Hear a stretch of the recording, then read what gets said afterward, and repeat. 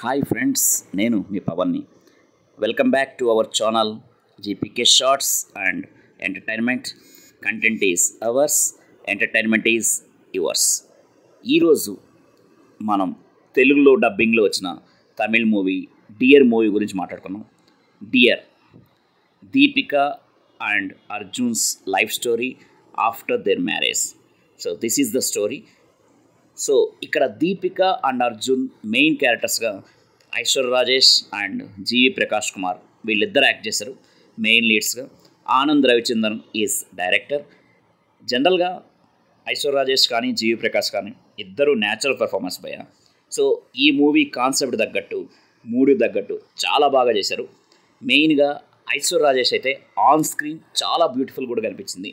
So ఇద్దరు చాలా బాగా చేశారు. చాలా బాగా చేశారు.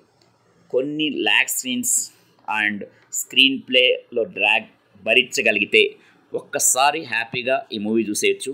ఈ మూవీ ప్లాట్ ఏంటి, కాన్ఫ్లిక్ట్స్ ఏంటి అని తెలుసుకునే ముందు నా వీడియో మీకు నచ్చినట్లయితే please like, share and subscribe.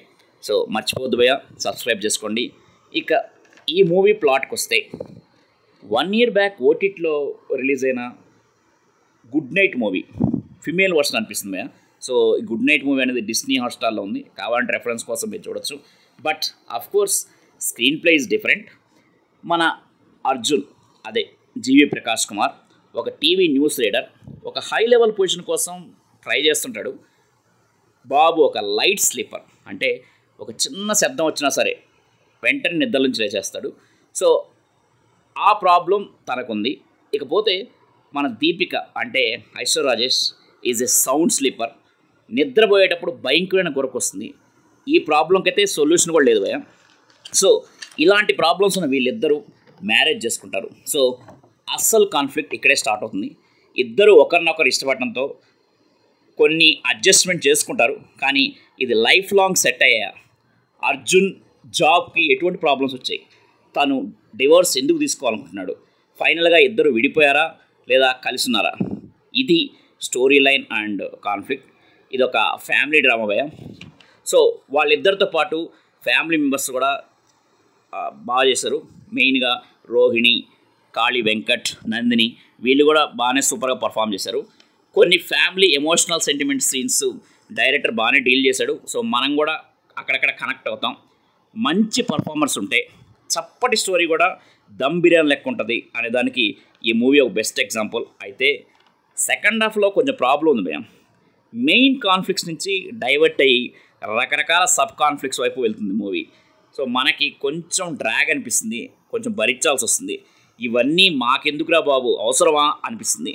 Finally క్లైమాక్స్కి వచ్చేటికి మళ్ళీ మూవీ అనేది లైన్లోకి వస్తుంది. సో అప్పటి వరకు అయితే మనం భరించాలి. So finally climax is okay, good.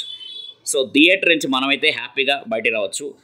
Story, plot, conflicts are okay, but screenplay అక్కడక్కడ స్పీడ్ బ్రేకర్ లెక్క ఉంటుంది. Music and BGM by GV Prakash is big plus point. So music అనేది ఆ మూడు తగ్గట్టు, సీన్ మూడు తగ్గట్టు చాలా బీజిఎం అని చాలా మంచిగా కొట్టాడు సో జీవి ప్రకాష్. సో ఇక్కడ 2 హీరో క్యారెక్టర్లు చేసినట్టు జీవి ప్రకాష్, ఒకటి normal character Arjun character and music director character also. So 2 heroes. Editing and camera work is good.